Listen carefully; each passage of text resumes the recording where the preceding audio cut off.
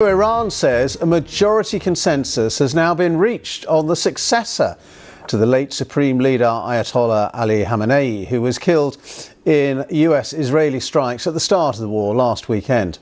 There's no confirmation on who it is yet, and Israel says it will pursue any successor.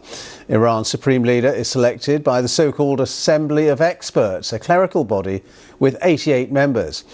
Well, we are now into day 9 of the war in Iran. The country's president, Masoud Pezeshkian, now says his promise that neighbouring Gulf states will only be targeted if they attack first has been misconstrued. Well, in fact, Iran has continued to retaliate, firing more drones and rockets into Israel, Kuwait and the United Arab Emirates. At least 2 large fires have been seen in Kuwait, where a tower block was set ablaze. An oil storage facility at the main international airport was also hit. In Bahrain, 3 people have been injured by falling debris from intercepted drones. Inside Iran, meanwhile, in the capital, Tehran has come under more heavy bombardment, including the city's main airport, after Israel said it was launching a new wave of attacks. Late on Saturday, it hit oil depots in and around Tehran. Residents there reported fires spreading to nearby homes and shops. These images show Tehran engulfed in black smoke after the strikes that hit the oil depot and a refinery. With many military targets already destroyed, the US-Israeli campaign does now appear to be widening. Well, President Trump has said there will be no deal with Iran except unconditional surrender.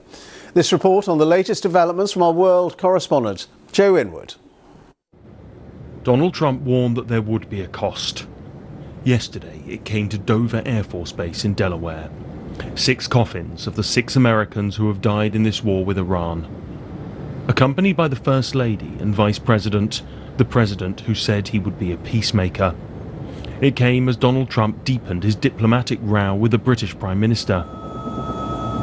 Keir Starmer initially refused to cooperate with the strikes on Iran, even preventing the use of British bases. But that position has shifted as the UK and its allies have been dragged in. It emerged this aircraft carrier, the Prince of Wales, was being readied for a possible deployment, which met with a scathing response from the US President.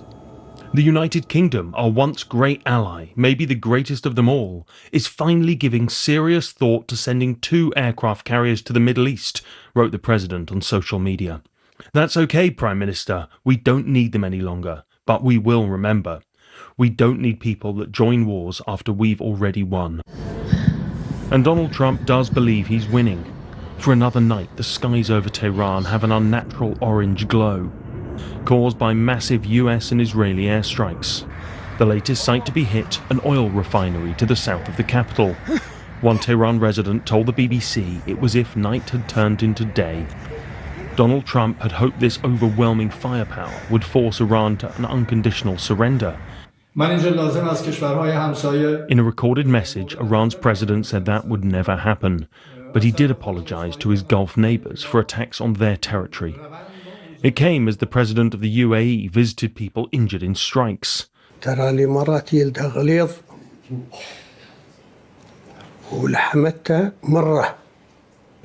Gulf states have been shocked and angered by what has happened. He said people should not be misled by the appearance of his country, and that the UAE would not be easy prey.